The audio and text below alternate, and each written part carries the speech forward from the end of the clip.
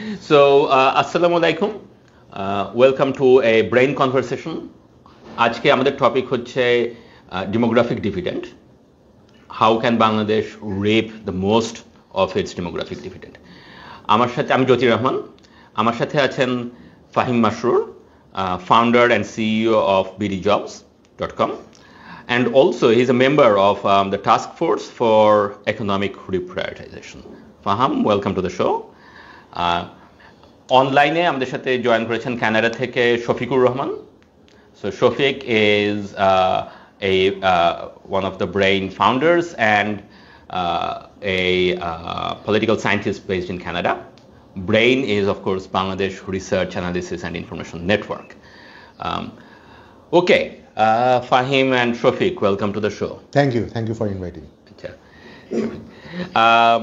Prothome, let's start with the beginning, the demographic dividend. What do we mean? So to do that, I'm going to ask Shafiq to present a couple of charts and just quickly tell us what these charts mean, and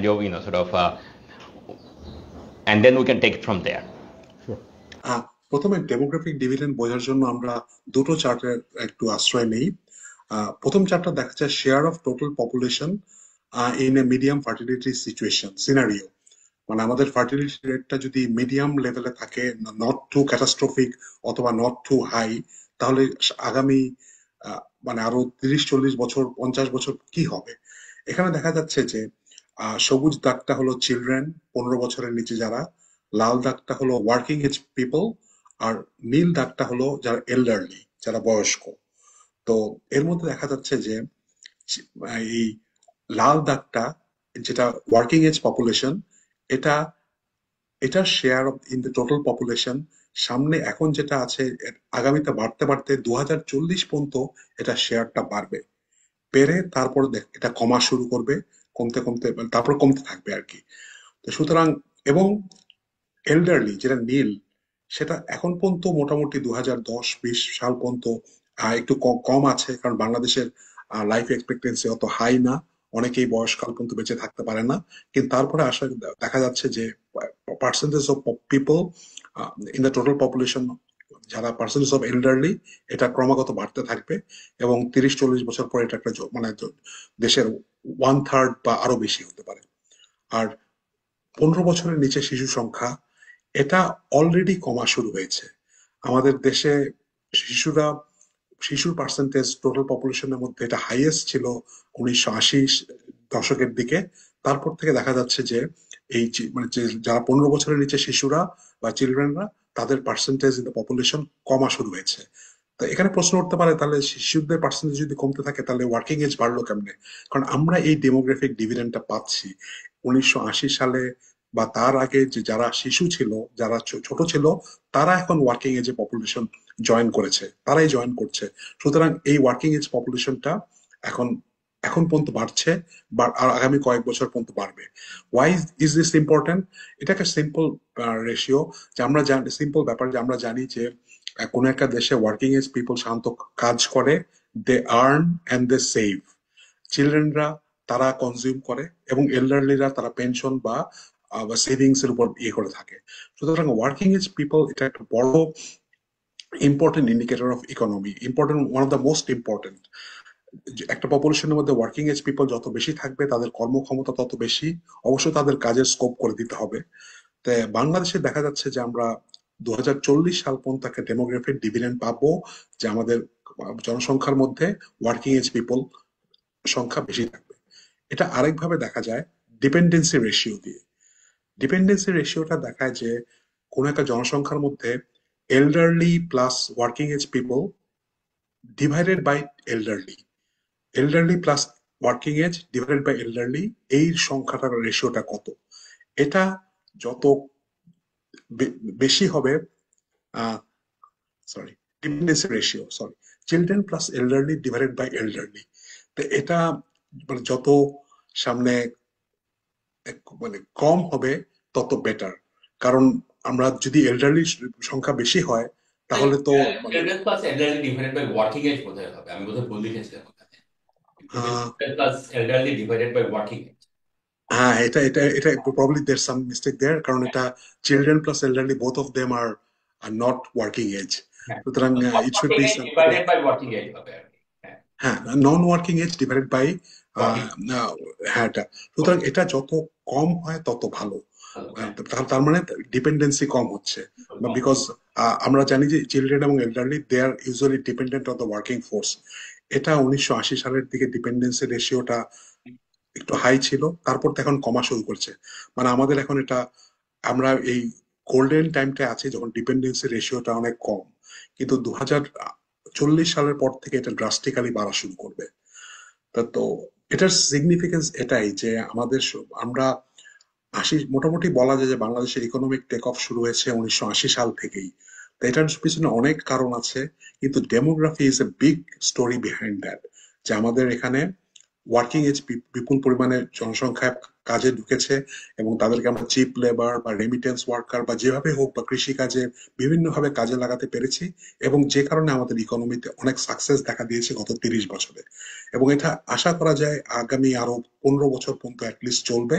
কিন্তু এরপরে আমাদের সামনে অনিবার্যভাবে আসতেছে যে demographic decline, যে আমাদের মধ্যে শিশু সংখ্যা কমবে, এল্ডারলি সংখ্যা বেশি হবে, তখন আমাদের ডিপেন্ডেন্স রেশিওটা বেড়ে যাবে। এটা হলো আমাদের মোটামুটি সিনারিও ডেমোগ্রাফিক আমাদের বাংলাদেশের আগামী 70 বছর মধ্যে কি হবে এটা নিয়ে। So these are, just I should point out, these are UN projections. Right? So UN every couple of years they project these things. So it was the latest UN projection. Okay, but the historical data is based on historical data is based on census data and then smoothed out. মানে census data 10 বছর পর আসে, ওইটা smooth করা হয় আর কি। So the long story short here is basically যে we have received the benefit of demographic dividend. মানে আমরা যখন গার্মেন্টসের কথা বলি, মহিলারা যদি so the cause and effect is bidirectional, but we know যে এরকম যে বাচ্চার সংখ্যা কমাতেই women are free to go and work in garment sector, but also that because they're working in garment sector their income is going up, and therefore the opportunity cost of having children সেটাও হয়েছে আর কি। But also যে development যখন হচ্ছে, infant mortality যখন কমতেছে, তখন imperative to have lot of children is also less. একটা গরিব দেশে ট্র্যাডিশনালি মানে ওই ম্যালথাসিয়ান টাইপ অফ জিনিস, যেরকম যে একটা ফ্যামিলি 8টা-10টা করে বাচ্চা হয়, because most of them do not survive. যে মানে so you want to have a lot of kids so that at least some of them survive. যখন মানে ডেভেলপমেন্ট হয় তখন মনে করি যেরকম যে আমাদের আসলে অত বাচ্চার দরকার নাই, বিকজ একটা দুইটা নিলে পরে they will survive. So we have had that. কিন্তু এখন কোয়েশ্চেনটা হচ্ছে যে মানে ফিউচারে কি হবে, right? So we now have lot of working age people, lot of young people. We just had a young people-led revolution in Bangladesh 6 months ago. So আজকে 18 তারিখ, 18 January. 18th of July is the day where revolution had the step change. Today was the day that I think Mugdho and others were martyred. Right? So and sort of so paying respect to them. We just had that. এখন if working age people, working age young people don't have work, then that's not a dividend. So আমাদের কোয়েশ্চেনটা হচ্ছে যে how do we reap this dividend? How do we make sure that things don't go wrong? So there are a lot of subtext to that, but এটা হচ্ছে big picture question. Fine. Sure. এই demographic dividend ইস্যুটা নিয়ে তো আসলে গত 10-20 বছর ধরে কথা হচ্ছে একাডেমিক লাইনে বা পলিসি মেকিং লাইনে। আমি ব্যক্তিগতভাবে সবসময় আসলে এটাকে যত না বেশি ডেমোগ্রাফিক ডিভিডেন্ড হিসাবে পোর্ট্রে করি, মানে in last few years I have been always talking about demographic disaster. Okay. So DD, that is also DD. That is also DD. So and এটা যদি আমি একটু বলি যে জুলাইয়ে যে জিনিসটা হলো, and also demographic time bomb. So that thing, demographic thing, actually time bomb that busted, but luckily in a very positive way. But we need to be cautious that kind of demographic time bomb can burst in also a very destructive way. So Karuna, what we are just kind of discussing about the huge level of unemployment.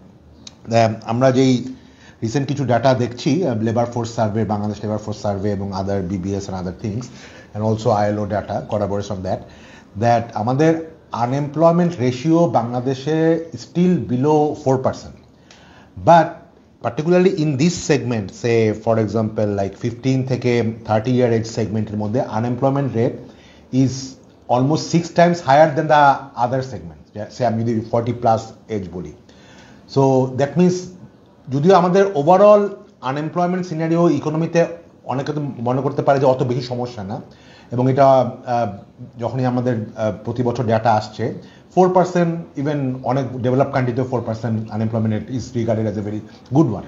But প্রবলেমটা কিন্তু আমরা ওই জায়গাটাতে focus করি না অনেক সময়, যে আমাদের এই ইউথদের মধ্যে unemployment rate is very high even at government data. আমরা যারা প্রাইভেট সেক্টরে কাজ করি আমরা জানি সেটা আরও বেশি, গভর্নমেন্ট ডাটা থেকেও হয়তো অ্যাটলিস্ট 2-3 টাইমস বেশি, কেননা অনেক ক্ষেত্রেই গভর্নমেন্ট ডাটাতে আন্ডার এমপ্লয়মেন্টটাকে নেওয়া হয় না, অনেকে হয়তো খুব অল্প পার্ট টাইম কাজ করে বা এগুলিকেও এটা এখান থেকে বাড়িয়ে রাখা হয়। So this is a fact. এখন আমি এই ব্যাপারটা কিন্তু আর একটু বলি যে দেখা যাচ্ছে যে এই প্রবলেমটার আমি ওভারঅল ম্যাক্রো পার্সপেক্টিভে আসছি, before that just giving the contest a little bit more on the youth unemployment. তো সেই জায়গাটা দেখা যাচ্ছে যে আমাদের যেই সেগমেন্টটা যত বেশি পড়াশোনা করে, সে ফর এক্সাম্পল গ্র্যাজুয়েশন হচ্ছে তাদের ক্ষেত্রে, এবং যারা একেবারে school drop out even or college drop out তাদের থেকে অনেক বেশি, মানে ভেরি ইন্টারেস্টিং দ্যাট যত বেশি পড়াশোনা তত বেশি আনএমপ্লয়েড। নর্মালি আগে আমরা ছোটবেলায় কি পড়তাম, পড়াশোনা করে যে গাড়ি ঘোড়া চলে সে, এখন ব্যাপারটা আসলে উল্টা, পড়াশোনা করে যে বেকার হয় বেশি সে। তো এই জিনিসটা কেন? এখন এই জিনিসটার মেইন কারণটাই হচ্ছে আমাদের, যদি আরেকটা ডাটা আমি দেই যেটা নিয়ে আমরা গত কয়েকদিন আগে ডিসকাস করছিলাম, যে আমাদের আজ থেকে 10 বছর আগে, আই এম টকিং অ্যাবাউট 2010 সালে 10-11 সালে বাংলাদেশের টোটাল লেবার ফোর্সের মধ্যে only 3% were 3.5% were graduates. Now in last 10 years total number of graduates in the whole labor force has actually tripled, close to 9.5%. So we are actually producing much more graduates than we used to produce like 10-15 years ago.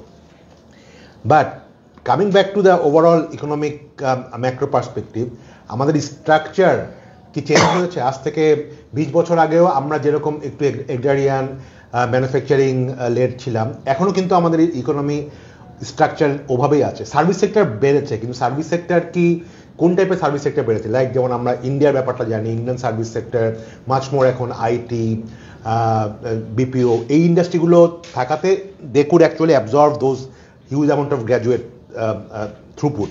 But আমাদের দেশে কিন্তু আমরা দেখছি যে আমাদের service sector বেড়েছে, কিন্তু কই বেড়েছে? ট্রান্সপোর্ট সেক্টরে বেড়েছে, কনস্ট্রাকশনে বেড়েছে, কিন্তু যেই সেক্টরগুলো সার্ভিস সেক্টরগুলো গ্র্যাজুয়েট অ্যাবজর্ভ করতে পারে তারা কিন্তু পারে নাই। ম্যানুফ্যাকচারিং, গার্মেন্টসের গ্রোথ এখনও হচ্ছে, কন্টিনিউ হচ্ছে, এবং প্রবলি আরও 10-15-20 বছর কন্টিনিউ করবে, বিকজ চায়না থেকে অনেক রিলোকেশন হবে। কিন্তু garments is predominantly a blue collar employer in the economy.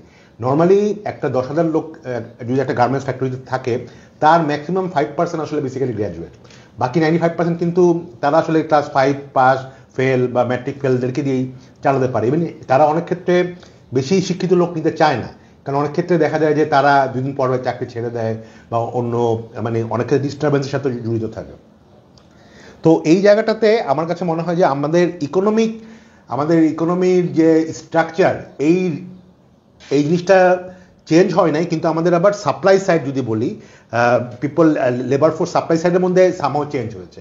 And the thing that you actually mention that আমাদের রেভলিউশনটা was much more an aspirational revolution than a desperational revolution. I actually agree to that, কারণ আমাদের আসলে এই অ্যাসপিরেশনটা শুরু হলো কেন? এখন সবাই কোটার ব্যাপারে আন্দোলন শুরু করেছিল, বিকজ সোসাইটিতে দেখা যাচ্ছে যে প্রচুর গ্র্যাজুয়েট হয়ে যাচ্ছে এবং সবার আসলে মানে চাকরি নাই, অন্যান্য সেক্টর চাকরি নাই, সার্ভিস সেক্টর হয় নাই, তাদের সবার এক ধরনের ঝোঁক চলে আসছে গভর্নমেন্ট সেক্টরে। মানে গভর্নমেন্ট চাকরি, এটা শুধু বিসিএস না, বিসিএস বা অন্য যে কোনো চাকরির ব্যাপারেই একটা অ্যাডিশনাল অ্যাসপিরেশন। আজ থেকে আমরা যখন ইউনিভার্সিটিতে 20-25 বছর আগে ছিলাম, তখন দেখতাম যে সবচেয়ে ভালো স্টুডেন্টরা তারা হয়তো আইদার মাল্টিনেশনাল কোম্পানি চাকরি যেত অথবা ব্যাংকে চাকরি যেত। এখন সবচেয়ে ভালো স্টুডেন্টরা they want to apply BCS, এবং সে 4-5 বছর সে সময় দেয় বিসিএস এর জন্য প্রিপারেশন নেয়, চাকরি পেলেও সে চাকরি নেয় না প্রাইভেট সেক্টরে। তো সেখানে যখন তাদেরকে বলা হচ্ছে না তুমি এই চাকরিটা অন্য কোথাও দেওয়া হবে because of the quota, then actually they রিভল্টেড।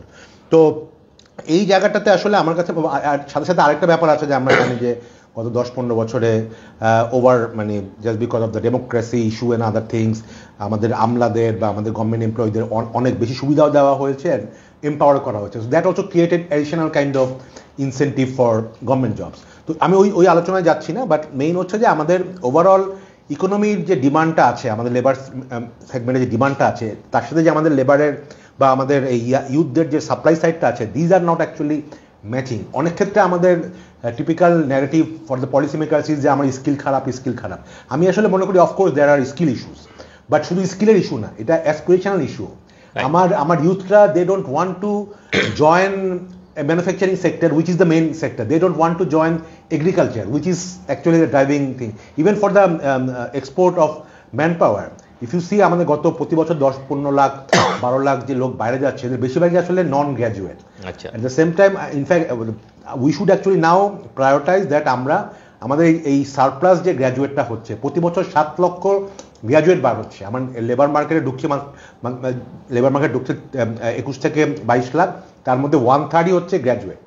এই 1/3 গ্র্যাজুয়েট অ্যাবজর্ব করার মতো ডোমেস্টিক ইকোনমি আমার প্রিপেয়ার না। অতএব আমাকে আসলে বেসিক্যালি বাইরেই এই গ্র্যাজুয়েটদেরকে আনতে হবে। আমরা তো এটা নিয়ে ডিসকাস করবো, what are the ways for absolutely. Yeah, hold on to that though, that's fascinating. So hold on to that thought about exporting the graduate laborers. Before I get there, Shofiq, very quickly, so Fahim mentioned 3 things. So একটা তো হচ্ছে যে exporting oversupply of graduate laborers and what to do about that. So we'll come back to that at number 3. Before that, 2 other things. একটা হচ্ছে, so we were talking about the aspiration versus desperation, right? So, and this is harkening back to a previous conversation I had, where somebody else actually, mentioned this. July was a aspirational revolution. So Fahim's argument ekhane hocche je, maybe they were aspiring not necessarily for the, aspiration for democracy is good. Aspiration for government job, that might be it is not so clear-cut good or thing about that. So that's one thing, Shofiq, I want to hear from you about.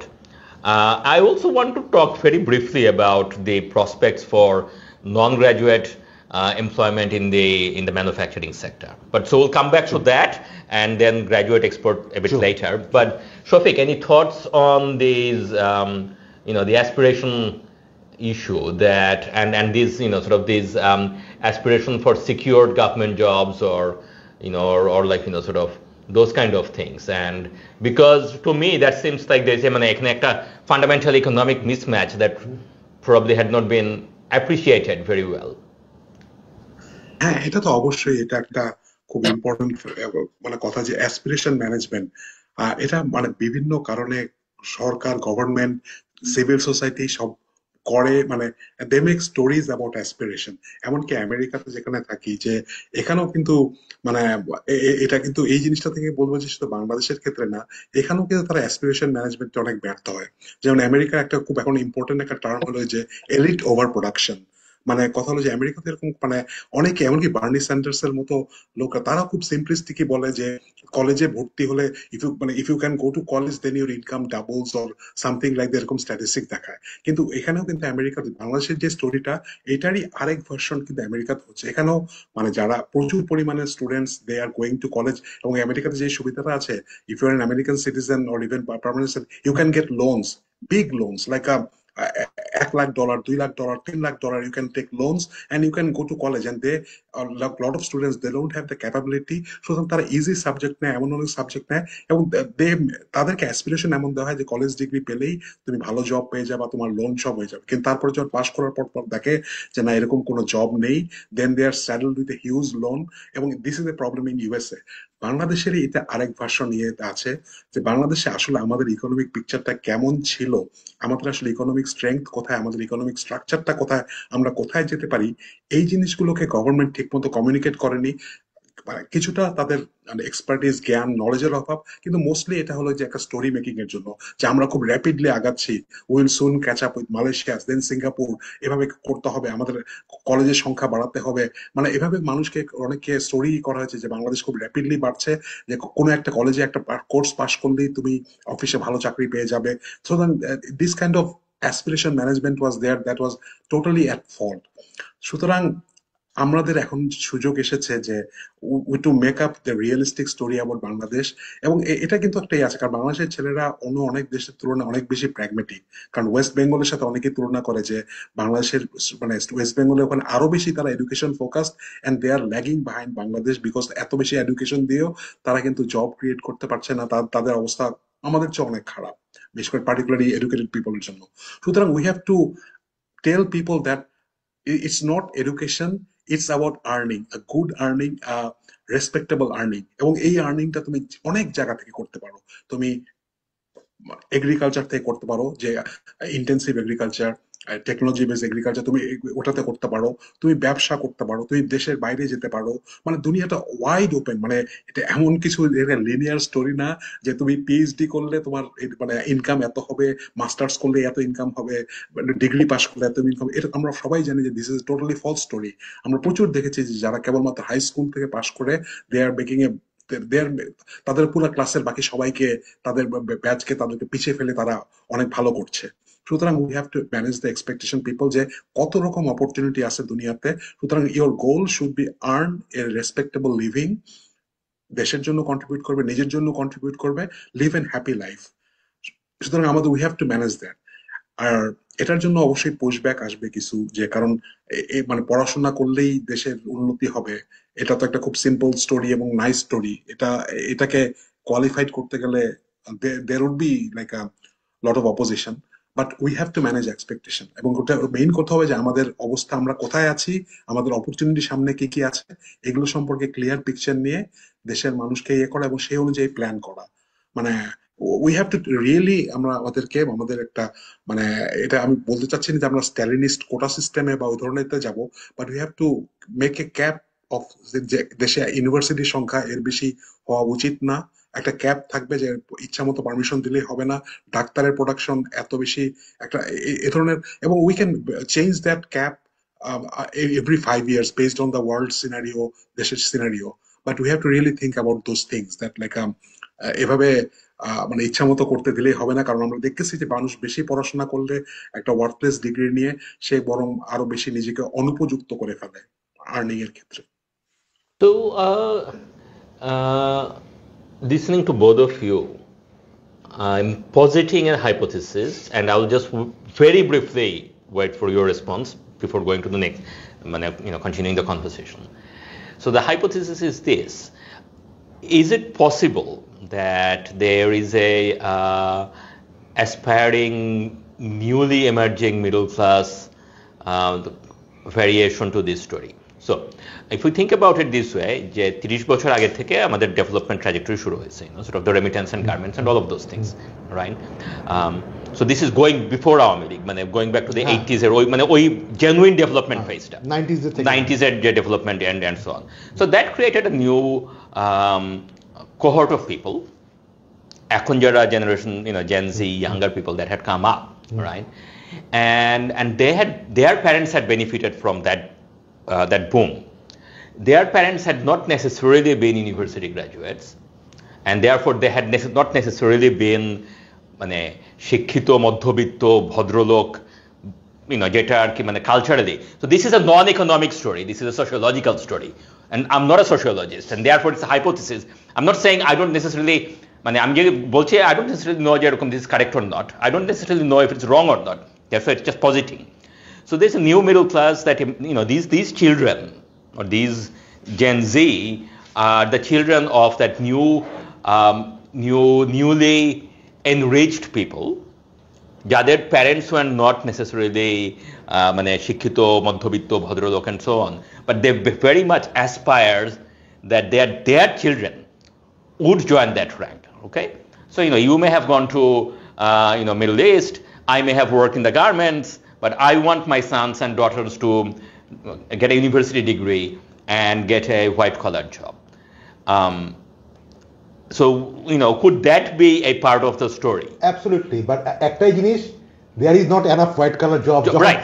সবাই মিলে একই জায়গায় যাচ্ছে। Sure. হ্যাঁ। তো সেই পয়েন্টটা, আর frankly আমার কাছে মনে হয় আবার কামিং ব্যাক, লাইক আমার কাছে মনে হয় যে মানে and this has been kind of phenomenal thing, যে গত 15-20 বছরে গভর্নমেন্ট সেক্টরের জবের ক্ষেত্রে যে ওভার ফ্যাসিনেশন, মানে এটা মানে আমরা খুব কাছ থেকে দেখি, যেহেতু I work in the job market, মানে ইউ ওন্ট বিলিভ দ্যাট অনেক ছেলেপেলেরা এখন চাকরি পাওয়ার পরেও, মানে অফার পাওয়ার পরেও they just don't join, they would prefer to wait to remain unemployed for next 2-3 years till the time they get a government job. So এই ক্ষেত্রে আবার যদি আমি ওই পলিটিক্স পার্সপেক্টিভে চলে আসতেছি, যে মানে একটা প্রাইভেট সেক্টর, এখন ইউ ক্যান আস্ক দ্যাট যদি গভর্নমেন্ট সেক্টর এই বেনিফিট দিতে পারে, প্রাইভেট সেক্টর কেন দিতে পারছে না, which is very valid question. I would say that private সেক্টরের অনেক ক্ষেত্রে আমরা হয়তো বাইরে থেকে বলতে পারি যে private sector they want to kind of exploit labour and which is true, আমি অস্বীকার করছি না, but generally profitability in the private sector, unless you have been connected with banking sector and other things, is very low in Bangladesh. এটা কিন্তু অনেকে আমরা realise করি না। আমাদের এসএমই সেক্টর যারা mainly employer, their profitability is very very thin. তারা ইচ্ছা করলেই, কালকে আসে গভর্নমেন্ট ইচ্ছা করলে একটা এসআরও দিয়ে স্যালারি 50% বাড়াই দিতে পারে, যেটা ইনফ্যাক্ট করেছিল 2015 সালের পে কমিশনের ক্ষেত্রে। Not only 50%, probably almost close two 100% in some of the positions. Government ইচ্ছা করলেই আগামী জুন থেকে মহার্ঘ ভাতা করতে পারে, কিন্তু একটা private sector, can that company actually really afford that? They can't. So এই জায়গাটাতে আমার কাছে মনে হয় যে আমাদের ওভারঅল যে ইকোনমিক মিসম্যানেজমেন্ট বলি বা আমাদের প্লান্ডারাইজেশন যদি বলি, it is also part of the equation in this whole kind of thing about like aspiration and other things. So আমরা somehow এই যে বৈষম্যর ব্যাপারটা, আসলে বৈষম্য কি শুধুমাত্র গভর্নমেন্ট সেক্টরে কিছু লোক চাকরি পাবে কি পাবে না, নাকি I would say that it is much more রাষ্ট্রের বেনিফিটগুলো, রাষ্ট্রের ওয়েলথ বেনিফিটগুলো হয়তো পাচ্ছে কিছু সংখ্যক লোক, কিছু অলিগার্ক, কিছু politicians, and also a huge amount of আমাদের যে প্রায় 15-16 লক্ষের মতো গভর্নমেন্ট এমপ্লয়ি আছে। In fact they are also part of that nexus. আমি বলছি না যে দে আর পার্ট অফ এ, মানে তাদের corruption Nexus, I am talking about social একটা আনডিউ অ্যাডভান্টেজ কিন্তু তারা পাচ্ছে। এই জন্য সোসাইটির বাকি 99% লোক দে সে যে আমি কেন 99% পড়ে থাকবো, আমি কেন না ওইখানে যাবো। অ্যান্ড তারা মনে করছে যে being a graduate is one way, so এটাকে সে মনে করছে যে এটা তার জন্য এক ধরনের way forward to get into that elite club. Right. Okay, let's actually skip the manufacturing for now. We'll come back to manufacturing maybe later, but let's just continue with this, Jay. Okay, so we have both for sociological reasons and economic reasons, there has been an oversupply of or increase in the supply of graduates, সেটার জন্য পরিমাণ demand তৈরি হয় নাই। So what do we do? So now we turn the question back other way, that okay. So মানে ideally, মানে I agree with Shafiq that হয়তো এত গ্র্যাজুয়েট আমাদের দরকার কি আছে ওখানে লিমিট করা বা what ever, it is probably going to be very difficult. কারণ আমরা আসলে দেখেছি যে আসলে প্রাইভেট সেক্টরে এত বেশি ইনভেস্টমেন্ট হয়েছে, প্রাইভেট মানে it is a market decision, মানে মার্কেটে যদি কেউ বুঝে শুনেই বেকার হবে জেনেও যদি কেউ গ্র্যাজুয়েট হতে চায়, specially if you think about those kind of sociological kind of phenomenon, যেরকম যে হ্যাঁ মানে in a different conversation the other day we are talking about BA for BA, as in like যে মানে বিএ করতে গেলে পরে বিএ পাস ডিগ্রি লাগে, otherwise sort of so exactly. So এই জায়গাটাতে আসলে আই এগ্রি দ্যাট এত দরকার, কিন্তু এটা এই প্রবলেমটা সলিউশনটা যারা অলরেডি হয়ে গেছে, মানে গ্র্যাজুয়েট হয়ে গেছে এবং মানে প্রায় 50-60% আনএমপ্লয়েড, তাদেরকে নিয়ে আসলে কি করার, আমি ব্যক্তিগতভাবে মনে করি দুইটা আসলে লো হ্যাঙ্গিং ফুড আর অ্যাটলিস্ট কুইক সলিউশন হতে পারে। Quick is still challenging. একটা হচ্ছে যে huge amount of entrepreneurial support দিতে হবে, যেটা অলসো শফিক মেনশন। আমাদের আনফর্চুনেটলি আমাদের মানে পলিসি মেকিংয়ে বলি বা বিজনেস অ্যাসোসিয়েশনগুলি থেকে বলি, they all talk about is of doing business, কিন্তু আমি মনে করি বাংলাদেশে ইজ অফ ডুইং বিজনেস থেকে more important is of entering business. কারণ যখন আমি কথা বলছি যে আমাদের এই ইয়াং ছেলেপেলেরা যারা 24-25 বছরে, তাদেরকে কিভাবে যত তাড়াতাড়ি আমি যত সুবিধা করতে পারি তারা যাতে একটা ব্যবসা শুরু করে, নিজে সেলফ এমপ্লয়েড হলো আরও 4-5 জনকে করে। এখন প্রবলেম হচ্ছে একটা ছেলে বা মেয়ে যখনই একটা ছোট একটা ব্যবসা করতেছে, হয়তো খুব ছোট একটা মাত্র 3-4 জনকে নিয়ে একটা ছোট তার বাসার রুমে, the time he or the date he starts that thing, কালকে থেকে তাকে, সে যদি ফর্মাল একটা ট্রেড লাইসেন্স দিয়ে করে, কালকে থেকে তার কাছে ভ্যাটের অফিসের লোক যাবে, পরশু থেকে তার কাছে আরেকটা লাইসেন্সে করতে এই আইটির জন্য কেউ আসবে। হ্যাঁ, তো বাট যেটা অন্যান্য কান্ট্রিতে লাইক সিঙ্গাপুর এন্ড আদার্স, ওইখানে কিন্তু একটা ওইটা দেয়, একটা ব্রিদিং টাইম দেয়, তুমি শুরু করবা 3 বছরের মধ্যে তোমার কোনো কমপ্লায়েন্স করা লাগবে না।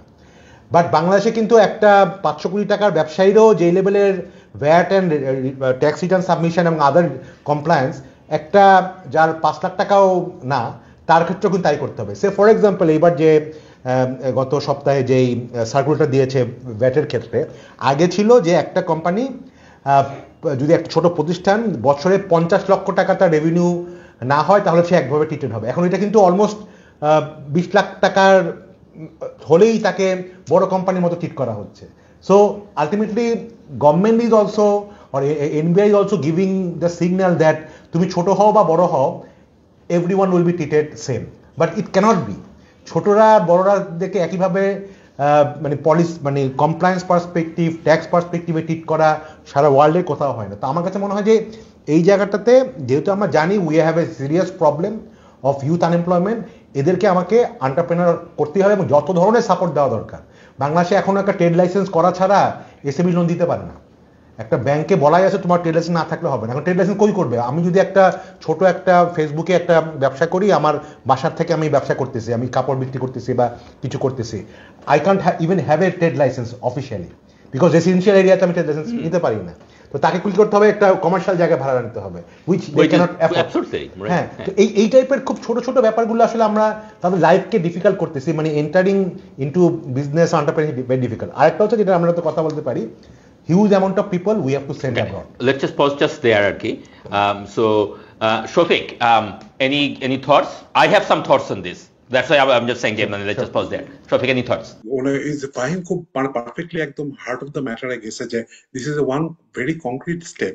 মানে আমরা তো বললাম যে হ্যাঁ, এটা যে একটা ক্রিটিক্যাল স্টেপ, যে রেজিস্ট্রেশন করতে গেলে মানে আমরা যে ব্রেইনের রেজিস্ট্রেশন এটা নিয়েও আমরা করতে গেছি, দেখেছি যে এখানে একটা কমার্শিয়াল স্পেসে হতে হবে বা রেসিডেন্সিয়ালে করা যাবে না। অবশ্য আমরা ইউএসএ তে স্টোরি জানি যে এই মাইক্রোসফট হতে শুরু করে এত বড় বড় company, almost every one of them started in some garage, তাই না?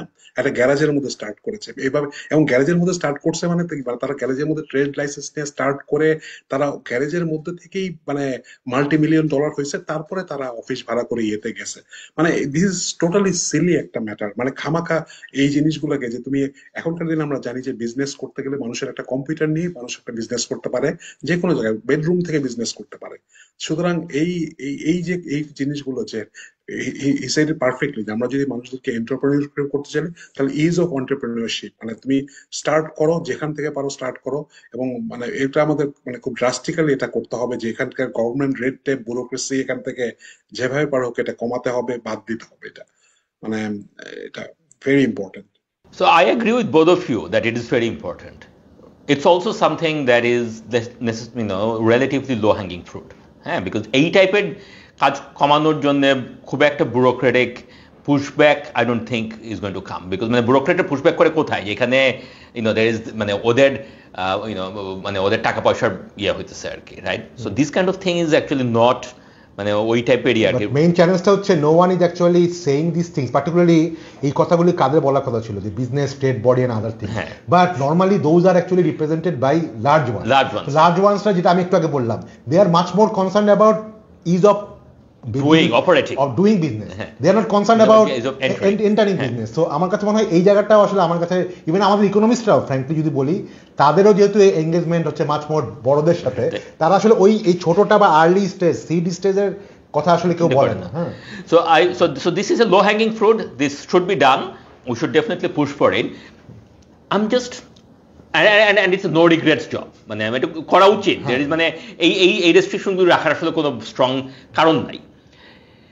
The thing is যে আমাদের যে the numbers you were citing before, যে several lakhs over supply, so এই লাখ লাখ গ্র্যাজুয়েটের মধ্যে কয়টা লোক আসলে মানে কয়টা ছেলে মেয়ে আসলে entrepreneurial, because you know there is also a literature that most people are not entrepreneur, most people actually want মানে enterprising মানে you know as a founder of a startup that has actually worked out, you would know this very well that most startups don't work out. So this is a huge risk, right?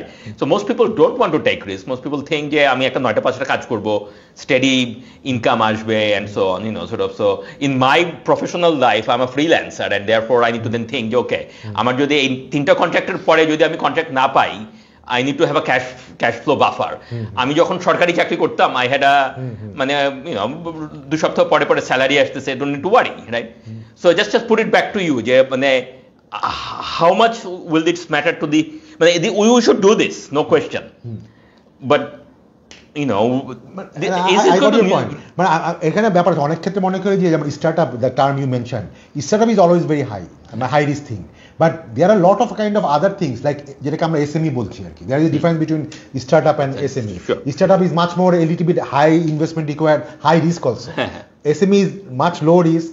সে আমি একটা আমার পাড়ার ছোট জায়গায় দোকানে আমি একটা ছোট হয়তো খাওয়ার রেস্টুরেন্ট করছি, হ্যাঁ, হয়তো ভাত বিক্রি করতেছি কথায় কথা, সে কিন্তু তার কিন্তু risk is much less than a big বড় ফ্যান্সি রেস্টুরেন্ট করার থেকে। তো এনিওয়ে, বাট আমি বলছি না যে every one has got the guts or appetite to be entrepreneur, but যেই লোকগুলো আছে তারাও পাচ্ছে না, তাদের লাইফটাও আমরা একেবারে খুব ডিফিকাল্ট করে দিচ্ছি। তো সেটা is not going to be, is not a silver bullet that it is going to solve this thing, but ওইটার সাথে আমাদের তাহলে আরো কিছু করতে হবে। And I think the thing that we probably would be discussing is sending people. হ্যাঁ, absolutely, let's move to that track. সেই জায়গাটাতে যে প্রবলেমটা হচ্ছে যে আমাদের যদি বলি আমাদের ওভারঅল গভর্নমেন্টের যে আমাদের একটা মিনিস্ট্রি আছে, ministry of expected welfare and other things, বা ইভেন গভর্নমেন্টের সাইড থেকেও টেকনিক্যাল এডুকেশন বোর্ড, সবার কিন্তু আসলে চিন্তা হচ্ছে যে আমি আমার লোকজনকে প্লাম্বার বানাবো, ট্রেনিং দিব প্লাম্বার, তারপর ইলেকট্রিশিয়ান, তারপরে আমি ওদেরকে দুবাইয়ে পাঠাবো, সৌদি আরবে পাঠাবো, মালয়েশিয়ায় পাঠাবো। এইটা that work fine, no doubt. আমাদের যে প্রায় 1.5 কোটির মতো মানুষ আছে তাদের একটা এখনো 80% হচ্ছে ওই ক্যাটাগরিতে, হ্যাঁ। বাট এইটা কিন্তু আবার আমাদের দেখতে হবে, আমরা কিন্তু আবার এখন এটাও দেখছি যে আমাদের দেশে মানে এগ্রিকালচার অ্যান্ড ম্যানুফ্যাকচারিংয়ে there is a acute labour shortage. অনেক গার্মেন্টস কিন্তু এখন মানে আমরা যদি we are talking about lot of factories shifting to Bangladesh from China, ওইখানে আমরা যে লেবার না পাই কেমন করে করবো? অতএব আমি মনে করি আসলে we should actively discourage to send those my non graduate people outside for serving other economies. হ্যাঁ, আমার কনস্ট্রাকশন ইন্ডাস্ট্রির লোক এক্সপার্ট এখানে দরকার, আমার গার্মেন্টসের লোক, ওই গার্মেন্টসের লোকটাকে আমার এখানে গার্মেন্টস করবে নাকি সে হয়তো জর্ডানে ফ্যাক্টরিতে কাজ করবে? I should actually create environment so that সে এখানেই কাজ করবে এবং আমরা ডাইরেক্টলি এক্সপোর্ট করবো টু নর্থ আমেরিকা আর Europe. So this is one thing. But apart from that আমার কাছে মনে হয় যেহেতু আমরা we are in a highly labour surplus for the graduate segment, সেই জায়গাটাতে আমাদের এই মার্কেটগুলো পার্টিকুলারলি একটু ডেভেলপ মার্কেটে, যেখানে আসলে আনস্কিল লোক যেতে পারে না, নন গ্র্যাজুয়েট যাওয়া difficult, particularly for example Japan, Germany, Europe, হ্যাঁ, ইভেন ইটালিতে এখন প্রচুর লোক যাচ্ছে। এই জায়গাগুলিতে আসলে আমাদেরকে স্ট্র্যাটেজিক্যালি একটা প্ল্যান করতে হবে যে আমি জাপানে আগামী 5 বছরে আমি 10 লাখ লোক পাঠাবো, আমি জার্মানিতে আমি 20 লাখ লোক পাঠাবো। এবং অলরেডি ওইখানে আবার বলি যেহেতু ডেমোগ্রাফিক ব্যাপারটা ওদের দেশে কিন্তু উল্টাটা হচ্ছে, they need huge amount of care giver and all other things. Even জাপানে কিন্তু আমি যখন কথা বলছি ওদের প্রচুর এগ্রিকালচারের জন্য কিন্তু লেবার দরকার, বিকজ তারা তো অনেক রাইস প্রোডাক্ট করে বা প্রডিউস করে হোয়াটএভার। সো আমি যেটা বলছি যে ওইসব জায়গাতে মেইন সমস্যাটা হচ্ছে it is not only skill only, it is mainly the language. তো আনফর্চুনেটলি বলবো না, ইনসিডেন্টালি আমরা যেহেতু ব্রিটিশ কলোনি ছিলাম, আমরা মনে করি যে English is the main thing that we should learn.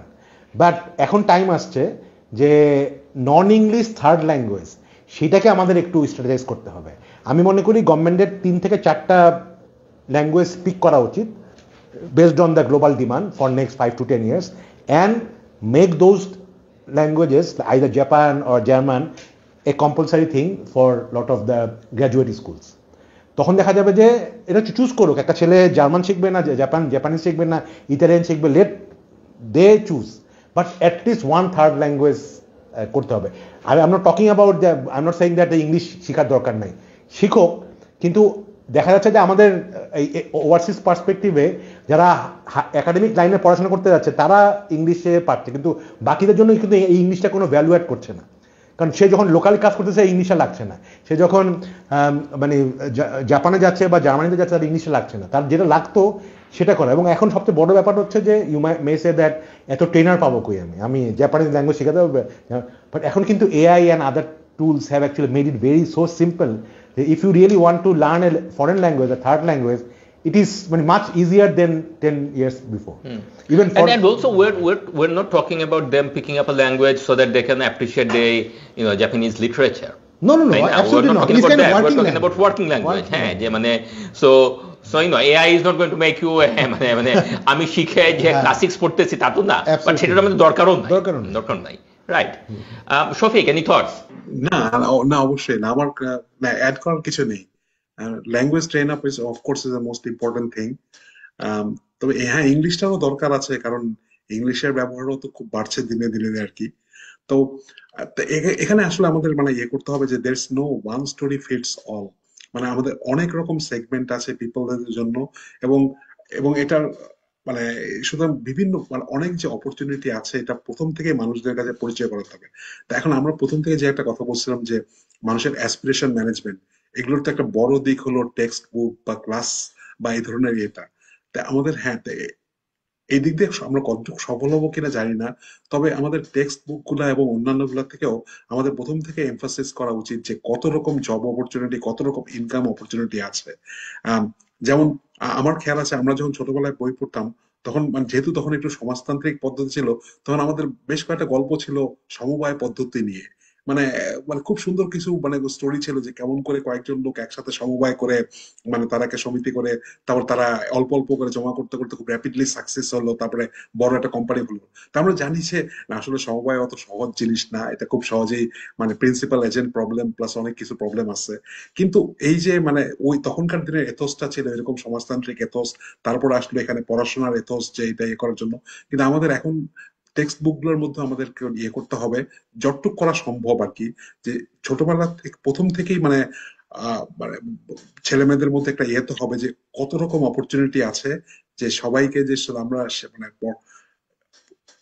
এই গভর্নমেন্ট জবে যাব কিংবা প্রফেসর হব কিংবা বাইরেই হব এটা না, আরো অনেক রকম অপরচুনিটি আছে দুনিয়ায়। মানে আমাদের সাকসেস স্টোরি মানে যারা কৃষিকাজ করে মানে ইন্টেন্সিভ কৃষিকাজ করে সফলতা পেয়েছে এই ধরনের স্টোরিগুলো শেখাতে হবে, যারা ছোট বিজনেস শুরু করে মানে করেছে এটা দিয়ে করতে হবে। এবং এখানে অবশ্যই হ্যাঁ, এখানে হায়ার এডুকেশনের একটা ভ্যালু আছে, মানে এমনকি যারা বিজনেসও স্টার্ট করে তারা যদি কেউ একটা ছেলে যদি একটা ইউনিভার্সিটি লেভেল বা কলেজ লেভেলে পড়াশোনা করে তার মেন্টাল হরাইজন এমনি একটু বাড়ে।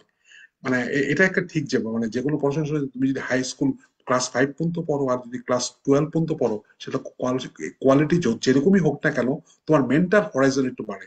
কিন্তু সেই সাথে সেইখানে যদি তোমার ইগো প্রবলেম যায় যে আমি কলেজ পাস করছি, আমি ইউনিভার্সিটি পাস করছি, আমি কেন যাই এখন একটা এই ইলেকট্রিক রিক্সা রিপেয়ার শপ দিব, হ্যাঁ এটা কেমন দেখায়, but this is not true. আমরা তো বাইরের দেশগুলোতে দেখছি যে এই ধরনের জব গুলাতে মানে অ্যাকচুয়াল ইনকাম অপরচুনিটি অনেক স্যালারির জবের অনেক বেটার, অনেক সিকিউর। সুতরাং এবং একটা ইউনিভার্সিটি পাস ছেলে যদি যায় একটা এই ধরনের বিজনেস শুরু করে, যদি তার ইগো প্রবলেম সামাজিক করতে হবে, তাহলে সে কিন্তু তার সফলতা পাওয়ার সম্ভাবনা অনেক বেশি, কারণ সে ভালো কমিউনিকেট করতে পারে, তার চিন্তা ভাবনার স্কেল, তার হিসাবপত্র করার অ্যাবিলিটি বাড়ে, তার ব্যাংকে যায় যোগাযোগ করা এবং অন্যান্য বিজনেস নেটওয়ার্ক সবকিছুই তার স্কিল একটু বাড়ে। সুতরাং পড়াশোনারও একটা গুরুত্ব আছে, বাট পড়াশোনার গুরুত্বটা হলো কি যে নট তোমাকে একটা লিনিয়ার একটা পথে নিয়ে যাবে, বাট তোমার মেন্টাল হরাইজন বাড়াবে, তোমার স্কিলটাকে বাড়াবে, যে তুমি you become more successful at anything you do. এটাই করতে হবে যে পড়াশোনা is just a way to make you like a better person to like earn at any field. এটা Can I add one thing? আমার কাছে মনে হয় যে একটা জিনিস সেটা আমি বলে গেছিলাম, and Shofik probably mentioned it in his earlier part. আমাদের টোটাল যে তিনটা ইকোনমিক মানে ওটা যে এগ্রিকালচার, ম্যানুফ্যাকচারিং অ্যান্ড আমাদের সার্ভিস, হ্যাঁ আমরা তো ম্যানুফ্যাকচারিং সার্ভিস নিয়ে কথা বলছি। এগ্রিকালচারটা এমন একটা জায়গা যেটা আমরা আসলে এভরি টাইম মানে how many Times we need to remind our self. আমরা কিন্তু গত এই এখন যে এত ইনফ্লেশনের কথা বলছি, মানে we all know the importance of agriculture. আর in a new global scenario আমাদের আসলে মানে ইন্ডিয়ার উপর হাই লেভেল অফ ডিপেন্ডেন্সি কিন্তু এখনও আমাদের আছে, and we probably need to seriously prioritise our food security. এখন ওই food সিকিউরিটিতে of course there is the biggest challenge is we have got very low মানে অ্যামাউন্ট অফ ল্যান্ড আমাদের অনেক কম। বাট পিপল, এই যে এত হাজার হাজার লোক গ্র্যাজুয়েট পাস করছি, why don't we get them engaged in productivity increase in agriculture sector. আমার এই ল্যান্ড দিয়ে যাতে আমি আরও বেশি করতে পারি, এবং দেয়ার আর টেকনোলজিস। এখন সেই যেটা সমস্যা হচ্ছে, আমাদের যারা এখনও খুব ট্র্যাডিশনাল ফার্মাররা আছে, they don't know how to use modern technology in terms of, এখন কিন্তু say for example there are GIS technologies বা স্যাটেলাইট টেকনোলজিস, যেটা দিয়ে কিন্তু আসলে এখন কোনো খেতে ময়েশ্চার কি আছে, কখন এটার রিস্ক আছে, সব কিন্তু করতে পারে। কিন্তু এই জিনিসগুলো কিন্তু আসলে ও পারবে না যে ট্র্যাডিশনাল। কিন্তু এই ছেলেপেলেরা যারা একটু মডার্ন ইন্টারনেট ইউজ করে, এরা কিন্তু এটা পারে। কিন্তু এখন এখানে একটা কানেক্টিভিটি কিন্তু তৈরি করতে হবে, এবং এটা হয়তো পিওরলি মার্কেটের উপর দিলে হবে না, এখানে কিছুটা গভর্নমেন্টের একটু নাজিং করা লাগবে। যে I personally think that this is an huge opportunity, যে আমাদের এই গ্র্যাজুয়েটদেরকে এগ্রোতে, সবাইকে না, কিছুটা হলে এগ্রো মডার্নাইজেশনে ইনভলভ করা, এটা একটা ব্যাপার। আরেকটা হচ্ছে যে মানে regarding the overall hour education, training and everything, we need to understand that we are actually passing through a disruptive time. আসলে ট্র্যাডিশনাল আমরা গত 100-200 বা কয়েক হাজার বছরে জিনিসটাই ছিল, আমি যাব, স্কুলে যাব, কলেজে যাব, কিছু শিখবো, আমি টিচার থেকে শিখবো। তখন আমার ভালো টিচার কিনা, ভালো ইনস্টিটিউট কিনা, these are main important. But we know last 2 years everything have changed. এখন আসলে AI much better teacher than any university professor. But unfortunately আমাদের, I'm not sure about what other countries are doing. I'm pretty sure they're also having that kind of issues, এই transformation. But আমাদের কাছে মনে হয় যে খুব immediately আমাদের এআইকে, যেহেতু একটা বড় সমস্যা, আমরা জানি আমাদের ভালো স্কুলের টিচার নাই, অঙ্ক শেখাতে পারে না, এগুলি পারে না, এবং it is not possible for যে আমি আগামী 10 বছরে অনেক ভালো ভালো টিচার তৈরি করবো স্কুল শেখানোর জন্য, এটা সম্ভব না। But we have readymade solution in terms of AI. Why don't we use AI and other things? এই টাইপের জিনিস আমি বলছি না তাকে হায়ার একাডেমিতে মানে খুব মানে একটা লিটারেচার রিভিউর জন্য এআই, ওটাও করা সম্ভব, better. But I am talking about much more, সে হয়তো অঙ্ক শিখবে, সে ইংলিশ শিখবে, সে একটা ল্যাঙ্গুয়েজ শিখবে, বা সে একটা কোনো স্কিল শিখবে। এখানে ম্যাসিভ ভাবে আমার মনে হয় এআই কে আমাদের আনা উচিত। আমাদের ইনফ্যাক্ট অন্য কান্ট্রি থেকে আমাদের কারো ডিসপ্রপোর্শনেটলি হায়ার এমফেসিস হবে, because we don't have enough teachers, good quality teachers to train our youths. So this brings me to, I want to finish on a broader macro point, but before going there, this brings me to one of the other interesting points, the role for government. So it seems to me the use of AI or the nudging, the two things that you mentioned, but also the the social signaling. A lot of these things, but and before that we talked about the deregulation of the business hierarchy, business entry. So a lot of these things, যখন আমরা government policy কথা বলি, immediately, so as a fiscal macroeconomist, my immediate thing is, okay, how much is this going to cost? Who's going to pay for this? But a lot of these things actually is not, এটা কোনো fiscal cost নাই. Absolutely, like AI, not that much expensive. Exactly, right? So a lot of these things is actually government plays a coordination role. If we leave it to the market, for information asymmetry, for all sorts of reasons, private sector is not going to do this, or that government has actually made it difficult for private sector to do things. So the government's role is here not fiscally expensive. It is much more that government sort of provides those nudge or signaling or those things. Regulatory easy. Say for example, এখন যদি আজকে একটা গ্রামের school কোন একটা teacher যদি বলে যে না, আমি আমার স্টুডেন্টদেরকে আমি এআই দিয়ে অঙ্ক শেখাবো, প্রথমেই আমার ওখানে বলবে না তোমাকে তো ওটা তো করে হয়, এটা তো কারিকুলাম বোর্ডের অ্যাপ্রুভ করে নাই। তো এখন এই টাইপের জিনিসগুলো, এগুলো আসলে আমার কাছে মনে হয় যে those things that don't require at all any fiscal allocation. It is much more a regulatory support. And given আমাদের actual political culture is such that a lot of these things, without getting into explicit party politics, let's say after there's a whatever government, interim government হোক অথবা elected government হোক or whoever, if you have a minister with a particular idea যে এরকম যে আমি এটা করতে চাই, মানে বাংলাদেশের we can have a discussion যে মানে এটা ভালো কি খারাপ, that's a different thing, but we have a very strong executive culture. So if there is a minister who wants to push a particular thing and it doesn't cost money, it's not that difficult to do যদি মিনিস্টারকে convince করা যায়. অনেক ক্ষেত্রে এই যে cost যে কম লাগছে এটা বোঝানোই মুশকিল. না তার থেকে বড় কথা এটাও ডিসইনসেন্টিভ হয়, কারণ যত বেশি আমাদের তো কালচারে যত বেশি এক্সপেন্স হবে তত বেশি ইনসেন্টিভাইজেশন হবে. That's right. তাই না? Because you get a cut of the, I'm not talking about minister himself or herself, talking about the whole thing, whole chain. And looking at the time, so this is like sort of we take it back to the broadest macro level, and that is actually a good segue, which is that sorry Shafiq, okay, go on. ফাহিমের যে পয়েন্টটা language নিয়ে, মানে এটা নিয়ে আমি আগেই চিন্তা করেছিলাম, বাট এটা কেমন করে এআই এর সাথে ল্যাঙ্গুয়েজ এডুকেশনটাকে মার্জ করা যায়. আমরা জানি যে মানে একদিন যে যত কোর্স গুলো ছিল, মানে অনলাইন এডুকেশনের একটা বড় প্রবলেম হলো যে মানে পিপল ডিসইনটেন্সিফাইড হয়ে যায়. মানে অনলাইন কোর্স তো মানে এমআইটি, হার্ভার্ড, এদেরও তো অনলাইন অনেক কোর্স আছে, কিন্তু দেখা যাচ্ছে 10 বছরে যেরকম প্রমিস ছিল এটা সেরকম হয়নি. People actually are not getting much benefit from it because people অত মোটিভেটেড না ক্লাসরুমের চেয়ে. কিন্তু এআই এর সাথে আমরা যেটা করতে পারি, এটা প্রাইভেট সেক্টরের কাজ হবে, যে উই ক্যান হ্যাভ এক্সামস, যেমন জাপানিজ ল্যাঙ্গুয়েজ. আমরা যদি জাপানিজ গভর্নমেন্টের সাথে ইয়ে করি যে একটা প্রাইভেট অর্গানাইজেশন, আমরা ইন্টিগ্রিটি নিয়ে আমরা এক্সাম গুলা নিব, বিভিন্ন লেভেলের এক্সাম. স্টুডেন্টরা এআই তারা ঘরে বসে শিখবে, but they will have to give exam every 3 months onwards কোন একটা সেন্টারে যে তাদের মানে এই লেভেলটা পাস করেছে.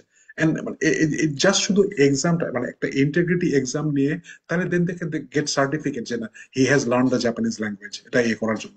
সুতরাং এটা this is a good way, কারণ এআই শেখাতে পারবে, কিন্তু সেই শেখাটাকে যদি আমরা জানি যে স্টুডেন্টদের সাইকোলজি যেমন, তুমি যদি সেটা ইমিডিয়েটলি সেটা প্রুভ না করতে পারো, বা একটা সামনে একটা গোল না থাকে বা একটা না থাকে, তবে সেটা হয় না. সুতরাং দিস ইজ ওয়ান ওয়ে, যে এটা গভর্নমেন্ট সেক্টরে কোনো কিছু না, government should just get away from this, মানে তারা কোনো বাধা দিবে না.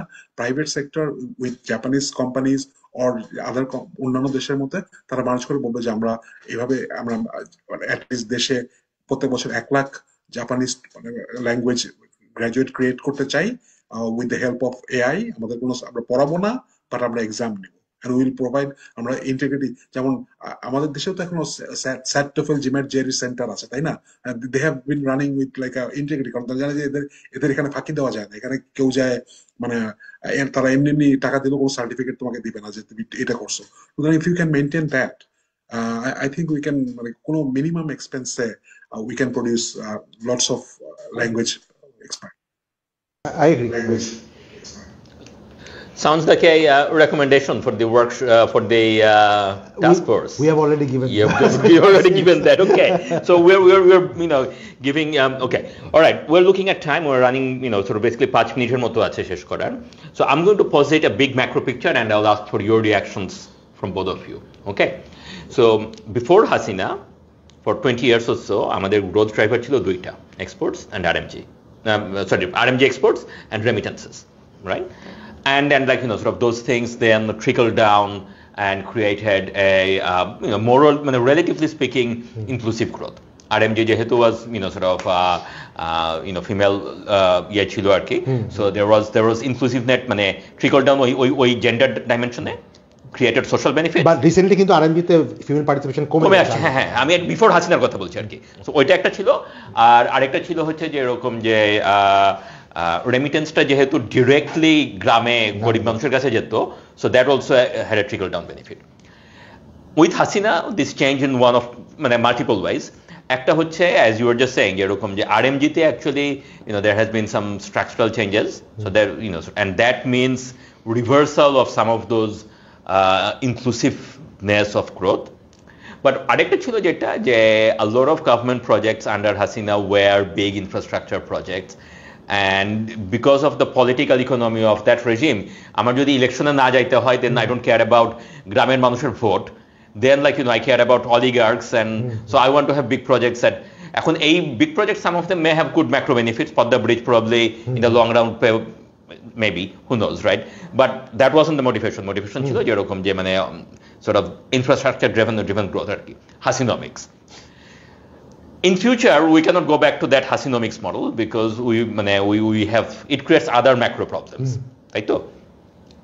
So আমরা যদি এই going back to আমাদের demographic dividend story, and if we actually let's say that sort of we think logically, we think this through.